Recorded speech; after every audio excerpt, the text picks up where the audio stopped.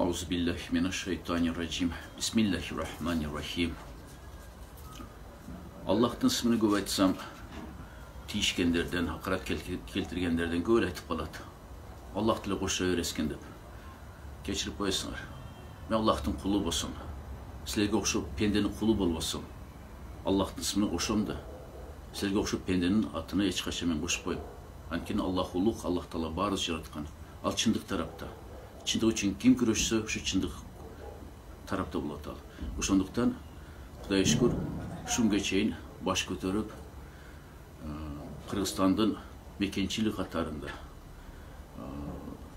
өзүм намазхан катарында дайыма атымы ыплаш иштерге булбаганы аракет кылам.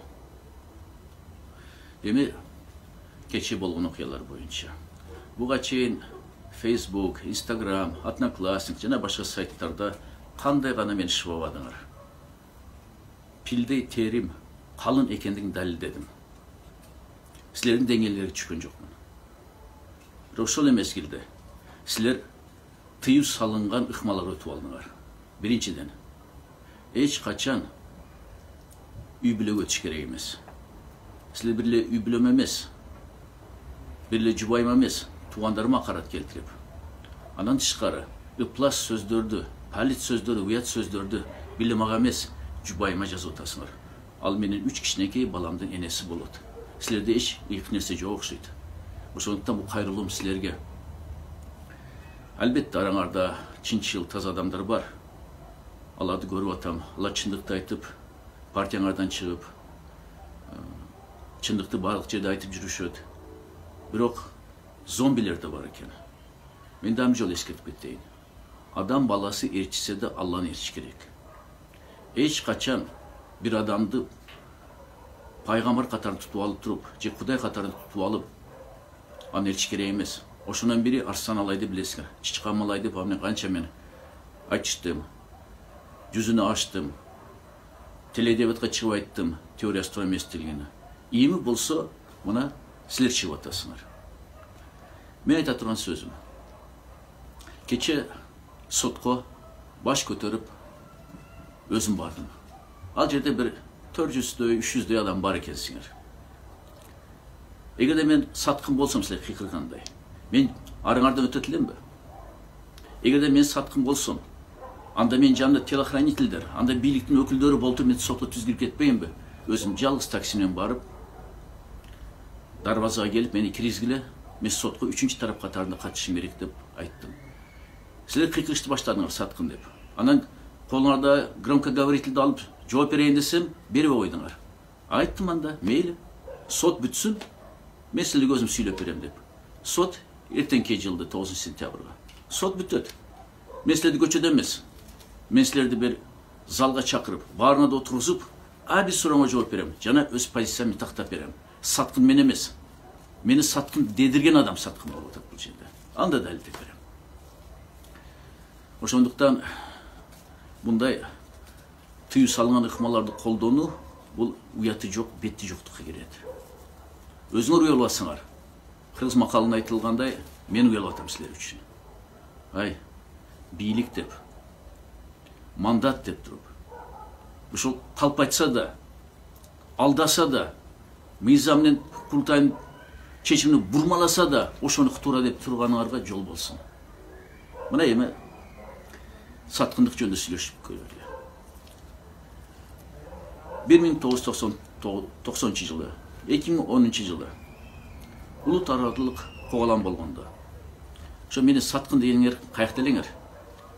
Ушу чоктун ортосуна кирип, эки элди жараштырган аракет кылгандардын бири менмин. Жана Эрк партиясы. Аны кыргыздар да билет, өзбектер да билет, башка улуттар да билет. 1999 жылы Баткен согушу болгондо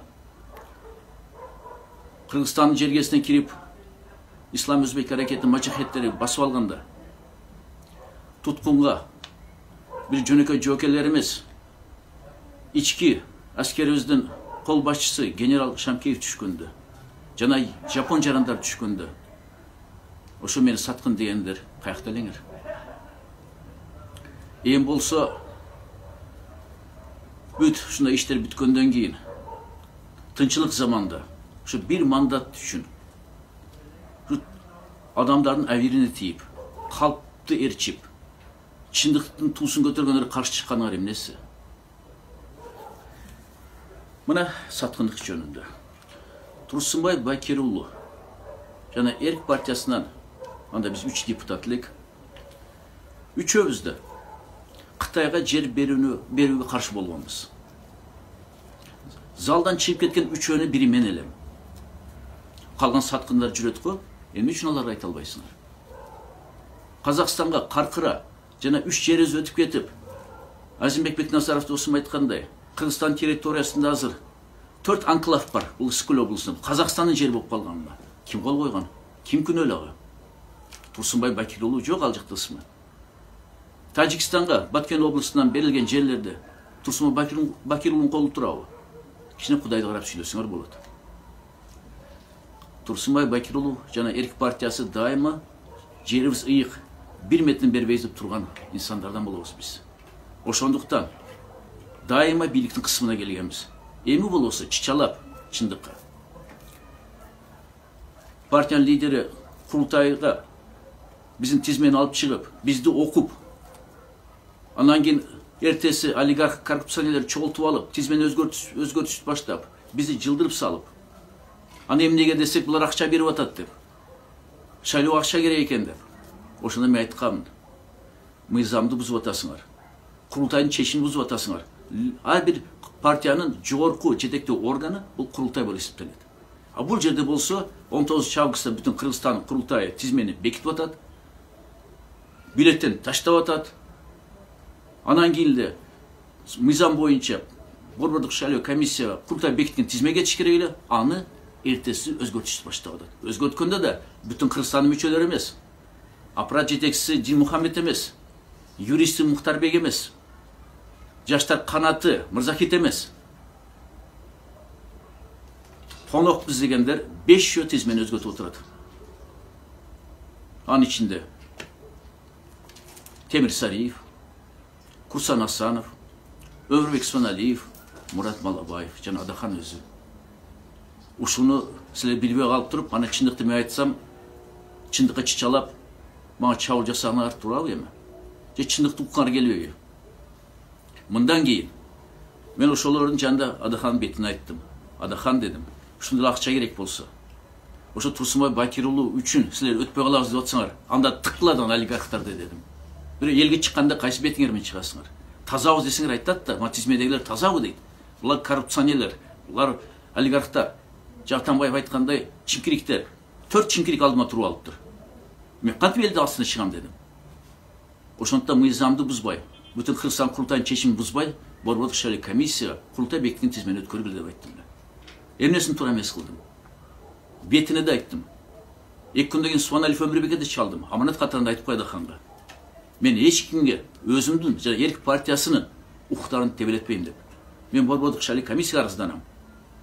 Аякта чындык таппасам сотко арызданам деген. Ушунга чейин эч кимге укук тебелеткен жокмун. Эсиңерге салып койсом,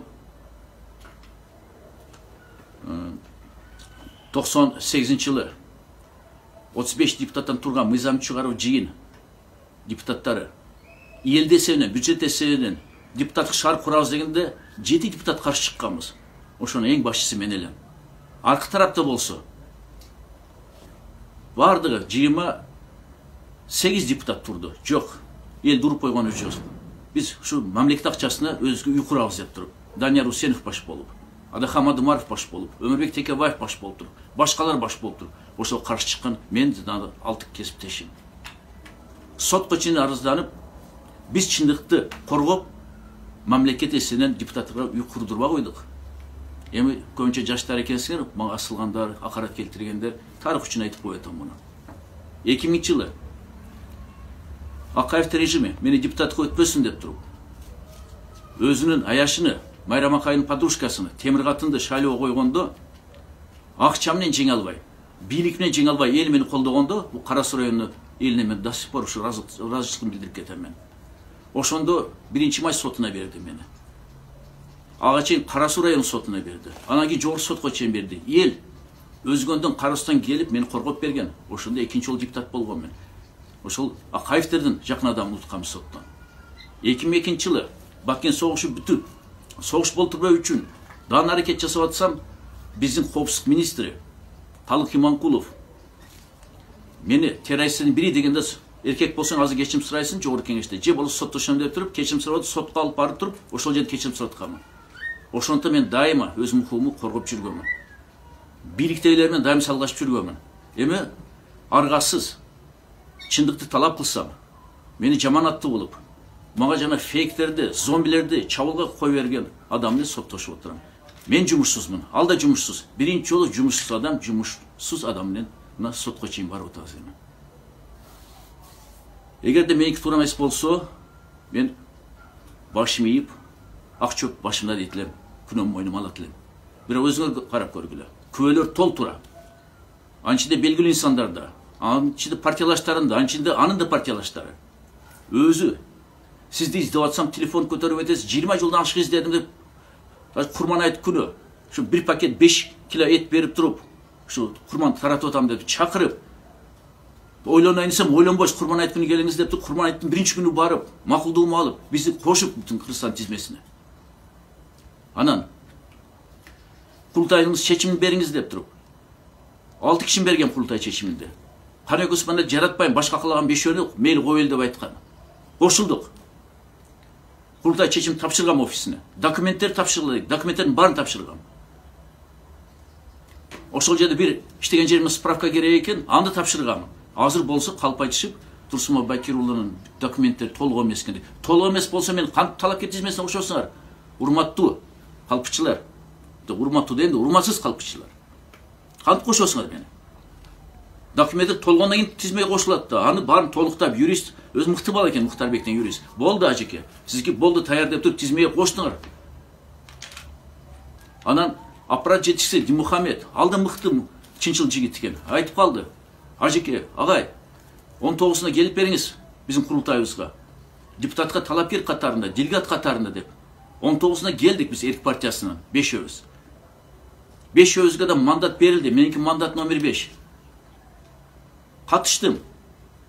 Анан бүтүн Кыргызстан тизмесинен кетип аткандар мына келди деп, бул Коммунист партиясы төрагасы Исак Масалиев деп сөз берди.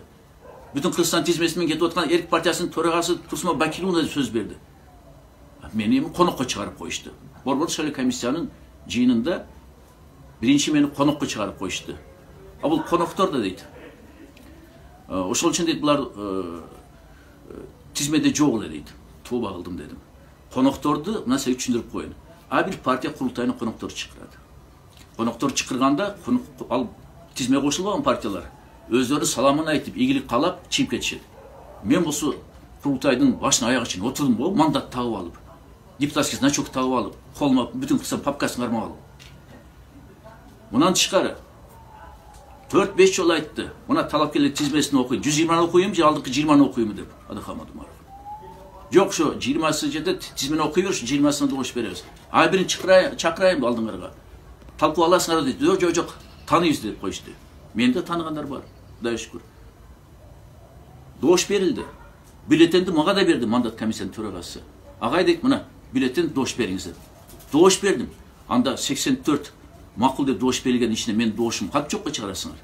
Анда курултайдын чечими таптак туура эмес болуп калат. Анда таптак сиз жол ачыш керек эмес борбордук шайлоо комиссиясына. Жок, мен аны талап кылган жокмун. Мен талап кылып атам. Курултайда 20 талапкердин аты айтылгандан кийин, алдыңкы 20да мен болгондон кийин, курултайдан кийин эмнеге өзгөртөсүңөр? Эмне үчүн өзүңөрдү курултай чечимине түкүрүп коесуңар? Дагы жол эскертип кетейин. Курултай бир партиянын жогорку органы, жетектөө органы. Ага бар баш иш керек. Шайлоо боюнча мыйзамда жазылып турат. Борбордук шайлоо комиссияга курултай бекиткен тизме тапшырылат деп. Аслы кайсы тизмени тапшырып салдыңар? Мени конокко чыгарсаңар, ушу мага мандат бересиңерби? Мага бюллетен бересиңерби? Мага сүйлөтөсүңөрбү талапкер катарында, фамилиямды окуйсуңарбы? Ушул суроолорго жооп ала албай атам суроолорго. БШКга да ушундай арыз жазгам мен. Силерге жасалган, оңдолгон тизмени берип койду. Курултайдын тизмеси эмес ал деп туруп. Мына айткан сөзүм өздөрү далилдеп чыгышты. Биринчи мени конокко чыгарышты. Экинчи күнү болсо бул сөз өтпөгөндөн кийин БШКнын жумуш топ жыйынында айтып калышты. Ол тизме алфавит боюнча окулган деп. Анда дагы бир жолу күлдүм. Кечирип коесуңар. Мадумаров, Сариев, Субаналиев окулду. Анан кийин Başka familyalar, benim familyam okuldu. Qaysı alfabet işte odasınlar. A bir alfabette birinci A getirdi, keyin B, V, G dep ketedi. Menen aldın iki Ahmatovlar бар екен. Anam Bakirul geçkireydi alfabetini okutsalar. Men ayağında okuvatasınlar. Alfabet boyunca birinci okursun gerek. Bu жалғанlarda su keçmedi. En bolsa kayra шылтоолорду tap техникалык ката кетиптир дейт. Техникалык ката кетсе, Адаханды бетине чындыкты айткан менин эле фамилиям түшүп калабы? Кошумачы кылгандар фамилиясы түшпөй калабы? Олигархтардын фамилиялары түшпөй калабы? Коррупционерлердин фамилиялары түшпөй калабы? Коррупция жана чимкиликтерди жүрөт тизмеде. Алар фамилия түшпөй калабы? Şu bir ile Tursunboy Bakirul'un jana iki partiyasından koşulgan deputat talpelерден ысмы tizmede түшүп калат экен. Буга ким ишенет? En bolsa tizmet tüzül ушундай ката кеткенде оңдолгонуна дейт, аппарат жетекчиси Димухамед күнөлүү дейт. Ал курултайды алып барды. Тизмелерди даярдады, делегаттарды чакырды. Анда кандай күнөө? Силер курултайдын өзгөртүп атпайсыңар. Ибраимов Димухамед 23 августта иштен кетиптир. И то тизмеге наразы болуп кетиптир. Bütün Kırgızstan müçelerini koşpa, oligarxtарды koşup atası deyip tarım ketken eкен. Dan, Жаштар канатынын лидери de ketken. Dan 18 yaş bala çıkıp ketти tizmede. Bular sizler kurultaydan keyin özgörtüp atpайсыңар. Sizler mыйзамды бузуп атпайсыңар. Мейли партиянын kurultayına tükürüp koyupсыңар. А мыйзамды сыйлабайсыңар иш болбосо. Эми таң калыштуу Борбор шайлоо комиссиясында сотто калп айткандар. Örбек Суаналиев досум. Bir-birimizге кыйын учурда дайым жардам берчилик. Эсиңде? Биринчи Акаев мага провокация кылып, үйүндө наркотик чыкты дегенде, сен депутат комиссияны башкарып туруп, подстава деп туруп, мени коргоп чыккансың. Мен сага ушул күнгө ыраазымын. Сен жумушсуз калганда, бул кыйын адис деп туруп, аппарат омбудсменге алган менби? Ошол омбудсмен аппаратынан сени Нарын облус губернаторуна сүйлөшүп жөнөткөн менби?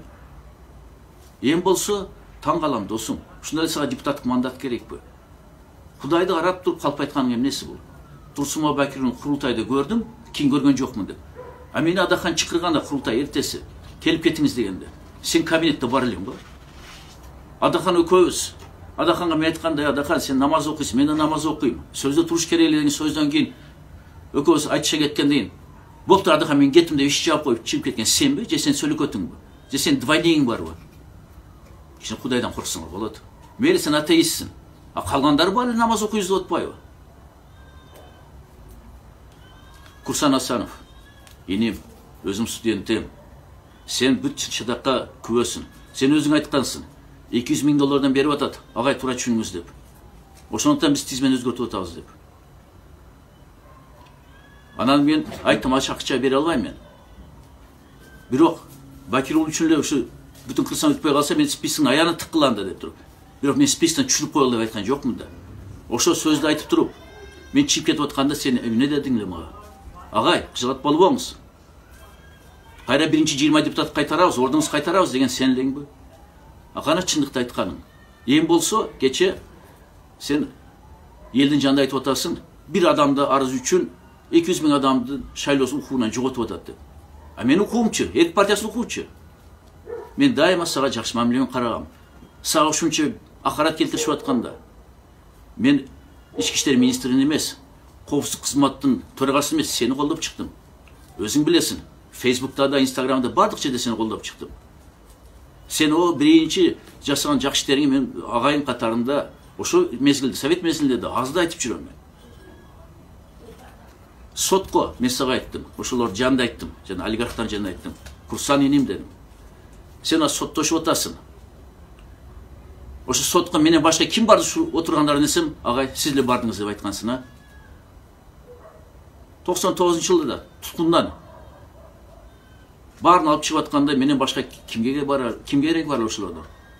Генералдын, подполковниктин, лейтенанттардын, старшина, солдаттардын, япондордун, котормочунун мен бардым ошоңду өмүрүм сайып. Эң болсо мен саткын дегениңерге мен эч кошула албайм. Саткын өзүңөр болуп атасыңар буякта. Исак Масалиевке кайрылуу. Мейли экөөбүз интернет аркылуу чечишип алдык. Мен дам жол айтып кетем. Мен эки эле адамды сыйлам Кыргызстан жетекчилеринен. Исак Разаковду жана сен атаңды, Раматыл Капсамат экени. Таптаза адамдар эле. Сага бир эле өтүнүшүм бар. Сен мен Карасулук эжемдин баласын, бизге жыйен болосун. Сага бир кайрылуу. Атаңдын жолу менен кетчи. Ошондо сый урматка каласың. Атаңды бүгүн эч ким жамандай албайт. Анткени ушундай чынчыл таза адам болгон. Бир өтүнчүм сага. Аксамат экен, рухун сыйлачы. Ушулардын баарынан бирle мен ыраазымын Малабаев Муратка. Азамат ал энем. Ушунча аракет кылды. Адыктан көрүп тил табышпайсыңарбы? Сотко барбагылачы деп туруп. Мен айттым, мен таярмын дедим. Бирок текебер жетекчилеринге айтпайсыңарбы дедим. Ол кечирим суранын ордуна тескерисинче мени калпычка чыгарып атпайбы? Шылдыңдап атпайбы? Кечирим сураса мен кечирет элем, ажым кечирем дедим. Ушу Мурат энеме рахмат, Аллах ыраазы болсун. Жана чынчылдыкты коргоп, бүтүн Кыргызстандан чыгып кеткен балдарга да ыраазымын. Анткени алар чындык үчүн күрөшүп көрдү, бирок лидер аларды укпады. А бүгүнкү мага асылып аткан фейктер, зомбилер жана адашып калгандарды Алла Таала кечирсин. Алла Таала дайым дуа кылам силерди кечирсин деп. Анткени силер билбей ишке барып атасыңар. Силер билбей сүйлөп атасыңар. Эч болсо болгон иштин чөө жайын билиш керек да. Силер натыйжа менен иш кылбай, ушундай сотко берип атат, бышка берип атат деп себебин түп тапкыр себебин карабайсыңарбы? Себеп эмнеде чыкты? Бүтүн Кыргызстан партиясынын курултайын чечими аткарылбаганда. Курултай бекиткен тизме бурмаланганда. Таза адамдарды ордуна олигархтар, коррупционерлер келгенде, эч болсо бүтүн Кыргызстандан жанында 10 жыл чок жүргөн, ысык суга чыдаган балдар кыздар кирбейби анда? Ошол алдыңкы тизмеге. Кеп шайлоо боюнча мыйзамды бузушунда. Эгерде курултай бекиткен тизме мыйзам боюнча тапшырылганда бул шайлоо комиссия, бүгүн Турсунбай Бакирулдун арыздары жок болот эле. Мен бүгүн Адахамыңа айткан эң татаал районду сизге берип атабыз деп.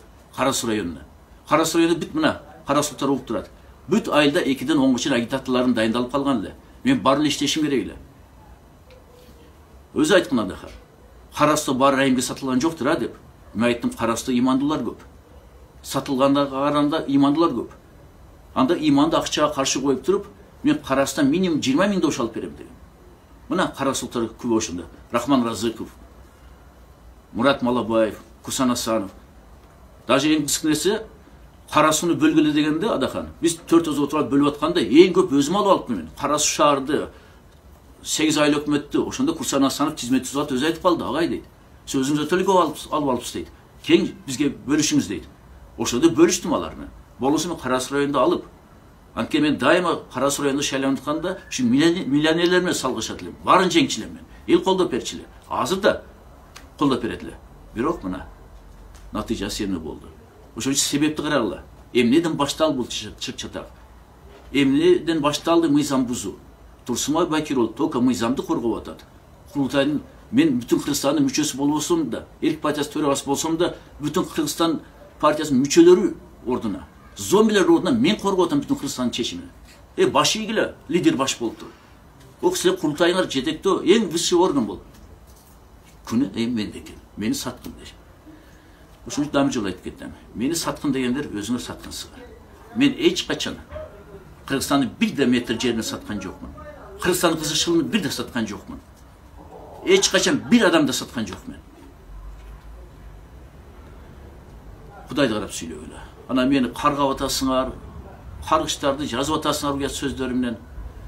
Мени каргандар айтып коюн. Аллах дамжыл кайталып коюн. Чындык менен, чындыкты коргоочулар менен биз тарапта болот Аллах. Шермендегер чыгарат да. Ошондо силер каргышыңар өзүңөр кайтып келет. Силер Куранды билбейсиңер, хадисти билбейсиңер. Силерге ошон каргандардын каргышы өзүнө кайтып келет. Налаты өзүңөр кайтып келет. 99-жылы Оғанстанда Талибан менен, Ислам Өзбек аракетинин жетекчилери менен, Тажикстанда да Жума Намангай менен сүйлөшүп жүргөндө, алардан Кыргызстандан чыгарып, согуш токтотуп, туткундагыларды кыргыз, жапон баарын алып чыгып атканда жанымда ушул Куран эле, дайым ушул Куран эле. Азыр да ушул Куран жанымда. Аллах Таала өзүнүн пенделерин угат. Аллах Таала чындыкты сүйлөгөндөрдү жактырат. Ошондуктан мен силерди каргасам жарашат эле. Бирок мен каргабайм. Мен силерди айтып атпайм, билбестиктен, чөө жайын түшүнбөндүктөн, калп сөздү ээрчиген деп билип жатам. Аллах Таала силерди кечирсин. Бирок Айвирге асылыны бүгүн токтоткула. Эртең сот болот. Соттон кийин мен дагы жолу эскертип кетейин. Силерди баарыңарды чогултуп, кооз отуруп, Biringерді сұрамарға жауап берем. Ана мені уғасыңар. Мен сілерге чындықты айтып берем дағы. Айтылғандан көп чындық бар. Ертеңгі сотқа Алла Тағала қалыстық берсін, иманын бекем қылсын. Ертеңгі сотқа қатысып жатқандарға Алла Тағала шыншылдықты берсін. Қалып айту деген нәрсені тоқтатсын. Ошолар Алла Тағала өз аларын тілін байлап қойсын. Чындықты қорғаушылардың әверін сақтап, біздің туызу мынандай жоғырақ көтерсін.